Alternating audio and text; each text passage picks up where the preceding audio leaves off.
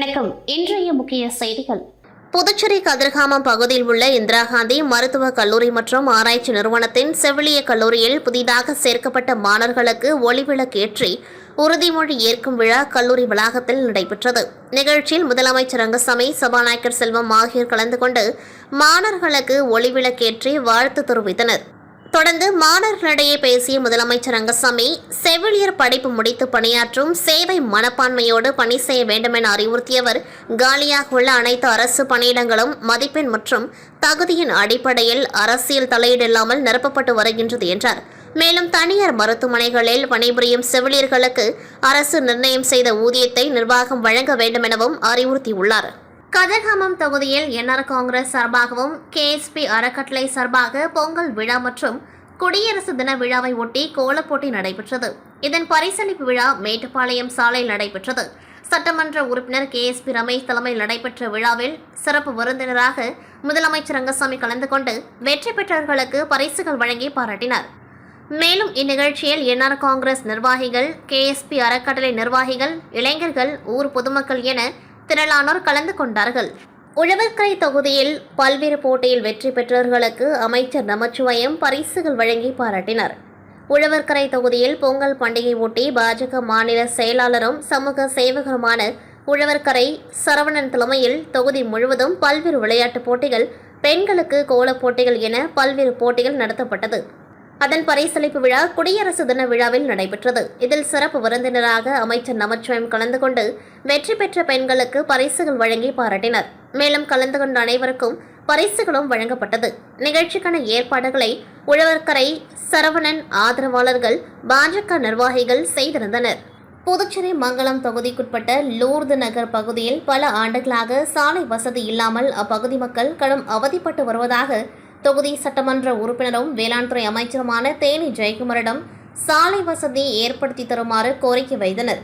அதன்படி வெள்ளினூர் கொம்யூன் பஞ்சாயத்து மூலம் 21 லட்சம் செலவில் சிமெண்ட் சாலை அமைக்கும் பணிக்கான பூமி பூஜை விழாவினை வேளாண் துறை அமைச்சரும் தொகுதி சட்டமன்ற உறுப்பினருமான தேனி ஜெயக்குமார் கலந்து கொண்டு பூமி பூஜை செய்து சாலை அமைக்கும் பணிகளை துவக்கி வைத்தார். இந்நிகழ்ச்சியில் வெள்ளினூர் கொம்யூன் பஞ்சாயத்து ஆணையாளர் ரமேஷ், உதவி பொறியாளர் திருநாவுக்கரசு, இளநிலை பொறியாளர் ரங்கமன்னார் மற்றும் என்ஆர் காங்கிரஸ் பிரமுகர்கள், ஊர் பொதுமக்கள் உள்ளிட்ட பலர் கலந்து கொண்டார்கள். புதுச்சேரி மாநில லாஸ்பேட்டை தொகுதிக்குட்பட்ட லாஸ்பேட்டை சட்டமன்ற உறுப்பினர் அலுவலகத்தில் காங்கிரஸ் கட்சியின் செயல் வீரர்கள் கூட்டம் தொகுதியின் சட்டமன்ற உறுப்பினரும் காங்கிரஸ் சட்டமன்ற கட்சி தலைவருமான வைத்தியநாதன் அவர்களின் முன்னிலையில் நடைபெற்றது. இந்த செயல் வீரர் கூட்டத்திற்கு புதுச்சேரி மாநில பிரதேச காங்கிரஸ் கமிட்டியின் தலைவரும் பாராளுமன்ற உறுப்பினருமான வைத்திலிங்கம் தலைமை வகித்தார். இந்நிகழ்ச்சியில் சிறப்பு விருந்தினராக புதுச்சேரி மற்றும் தமிழ்நாடு மாநிலங்களுக்கான பொறுப்பாளரும் அகில இந்திய காங்கிரஸ் கமிட்டியின் செயலாளருமான சூரஜ் ஹெக்டே சிறப்பு விருந்தினராக கலந்து கொண்டு பிரதமர் மோடி நாட்டு மக்களிடம் பிரிவினையை ஏற்படுத்துகின்றார். ஆனால் காங்கிரஸ் கட்சி மக்களிடம் உண்மையை மட்டுமே சொல்கின்றது. ஆனால் ராகுல் காந்தி மக்களை ஒருங்கிணைக்கும் வகையில் நாடு முழுவதும் நடைப்பயணம் மேற்கொண்டார். பாரதிய ஜனதா இந்திய அரசியல் சட்டத்தை மாற்ற முயற்சி செய்கின்றது. பாரதிய ஜனதா கட்சியினர் ஊழல் இல்லாத ஆட்சியை கொடுப்பதாக கூறுகின்றனர். ஆனால் புதுச்சேரி உட்பட பாரதிய ஜனதா ஆளும் மாநிலங்களில் ஊழல் மலிந்து கிடக்கின்றது. எனவே பாரதிய ஜனதா ஆளும் மாநிலங்களில் ஆட்சி அகற்ற மக்கள் நினைக்கின்றனர் என அவர் தெரிவித்தார். மேலும் இந்நிகழ்ச்சியில் புதுச்சேரி முன்னாள் முதலமைச்சர் நாராயணசாமி, காங்கிரஸ் முன்னாள் மாநில தலைவர் ஏவி சுப்பிரமணியன், முன்னாள் அமைச்சர்கள் ஷாஜகான், கந்தசாமி, முன்னாள் சட்டமன்ற உறுப்பினர்கள் பாலன், அனந்தராமன், கார்த்திகேயன் மற்றும் மாநில பிரதேச மாவட்ட நிர்வாகிகள், மகிழா காங்கிரஸ் நிர்வாகிகள், கமலா அறக்கட்டளை நிர்வாகிகள், ஊர் பொதுமக்கள் என இந்த செயல் வீரர் கூட்டத்தில் திரளானோர் கலந்து கொண்டார்கள். புதுச்சேரி முத்தியால்பேட்டை தொகுதி திமுக முன்னாள் சட்டமன்ற உறுப்பினர் நந்தா சரவணன் தொகுதி முழுவதும் தனது சொந்த செலவில் பல்வேறு நலத்திட்ட உதவிகளை செய்து வருகின்றார். மேலும் முத்தியால்பேட்டை தொகுதிக்குட்பட்ட மீனவர்களுக்கு மீன்பிடி உபகரணங்கள் உள்ளிட்ட நலத்திட்ட உதவிகளையும் தனது சொந்த செலவில் வழங்கி வருகின்றார். இதன் ஒரு பகுதியாக இன்று முத்தியால்பேட்டை தொகுதி சோலை நகர் வடக்கு பகுதியைச் சேர்ந்த மீனவ பெண்களுக்கு நலத்திட்ட உதவிகள் வழங்கும் நிகழ்வு முத்தியால்பேட்டை திமுக அலுவலகத்தில் நடைபெற்றது.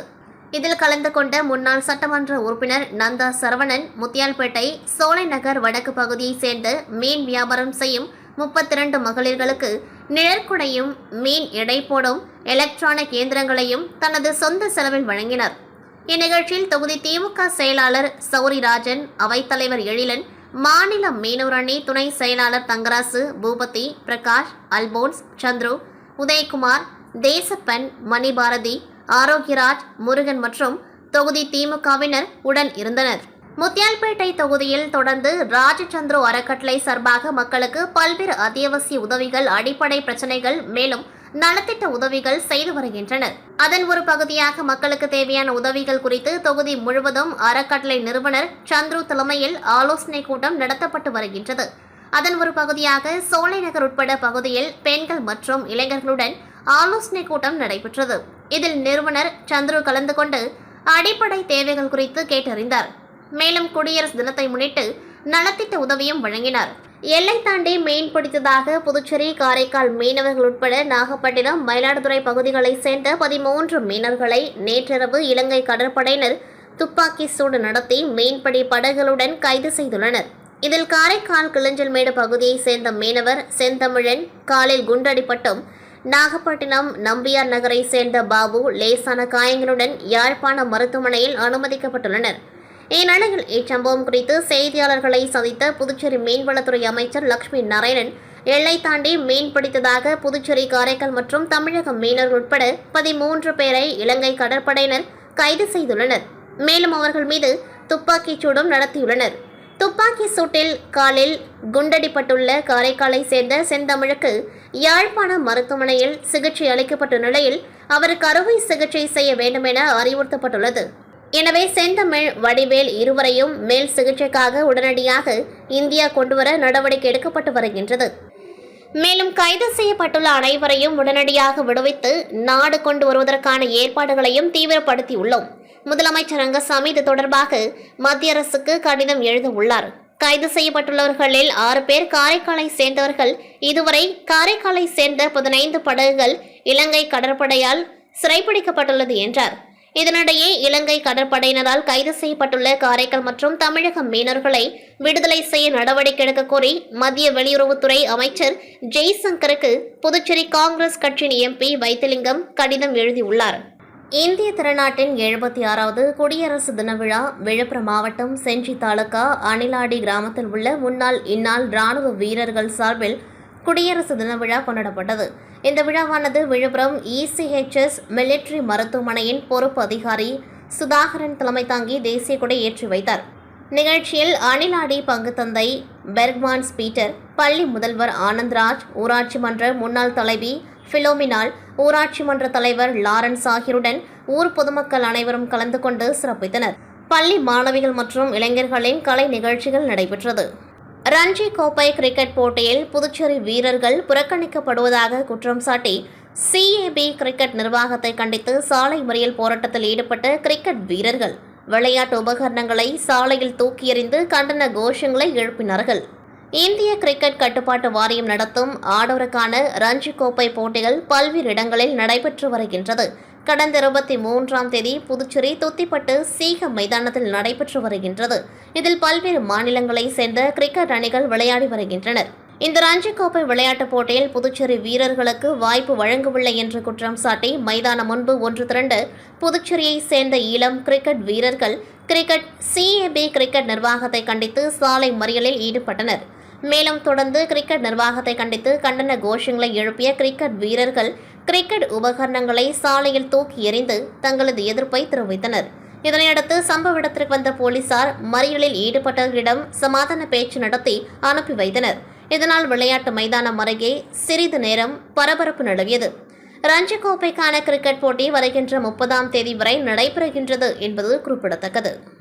அஞ்சல் துறையில் தபால்களை பட்டுவாடா செய்வதற்கென தனியாக இண்டிபெண்டன்ட் டெலிவரி சென்டர் என்கின்ற சேவையை துவக்க தபால் துறை நிர்வாகம் முடிவு செய்துள்ளது. ஏற்கனவே பார்சல் பட்டுவாடா செய்வதற்கான அலுவலகங்களை இணைத்து நோடல் டெலிவரி சென்டர்கள் உருவாக்கப்பட்டிருக்கின்றன. இதன் நீட்சியாகவே இந்த ஆணையானது வெளிவந்துள்ளது. இந்த IDC என்பது மிகுந்த முக்கியத்துவம் பெறுகின்றது. போட்டி நிறைந்த இந்த சூழலில் தனியார் கொரியர் மற்றும் பார்சல் நிறுவனங்கள் போட்டிகளை சமாளிக்க ஞாயிறு மற்றும் விடுமுறை தினங்களிலும் டெலிவரி செய்து வருகின்றன. எனவே ஐடிசி முடிவை எடுப்பது மிகுந்த அவசியம் என அத்துறை கருதுகின்றது.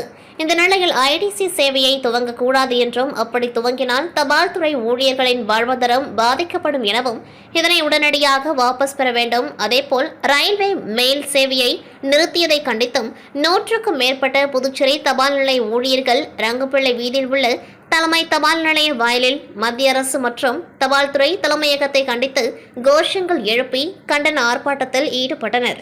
புதுச்சேரி உருளையன்பேட்டை புதிய பேருந்து நிலையம் அருகே செங்குந்தர் வீதியில் உள்ள தனியார் தங்கும் விடுதியில் காரைக்காலை சேர்ந்த தினேஷ் என்பவர் தங்கியுள்ளார். அவர் நேற்றைய தினம் அன்றைய காலி செய்துவிட்டு சென்ற பிறகு தங்கும் விடுதி ஊழியர்கள் அறையை சோதனை செய்த பொழுது அங்கிருந்த LED டிவி காணாமல் போயிருந்தது தெரிய வந்ததை அடுத்து ஹோட்டல் ஊழியர்கள் விடுதியில் பொருத்தப்பட்டிருந்த CCTV காட்சிகளை ஆய்வு செய்தனர். அப்பொழுது டிவியை போர்வைக்குள் மறைத்தபடி அறையில் தங்கியிருந்த தினேஷ் நூதன முறையில் திருடி செல்வது பதிவாகியிருந்தது. இதுகுறித்து விடுதியின் உரிமையாளர் உருளையன்பேட்டை காவல் நிலையத்தில் புகார் அளித்ததன் பேரில் போலீசார் வழக்கு பதிவு செய்து தங்கும் விடுதியில் கொடுக்கப்பட்ட அடையாள அட்டையில் உள்ள முகவரியை கொண்டு டிவியை திருடி சென்ற வாலிபரை தேடி வருகின்றனர். இந்நிலையில் இந்த நூதன திருட்டு குறித்த வீடியோ சமூக வலைதளங்களில் வெளியாகி தற்பொழுது வைரலாகி வருகின்றது. இத்துடன் செய்திகள் நிறைவடைகின்றது. நன்றி, வணக்கம்.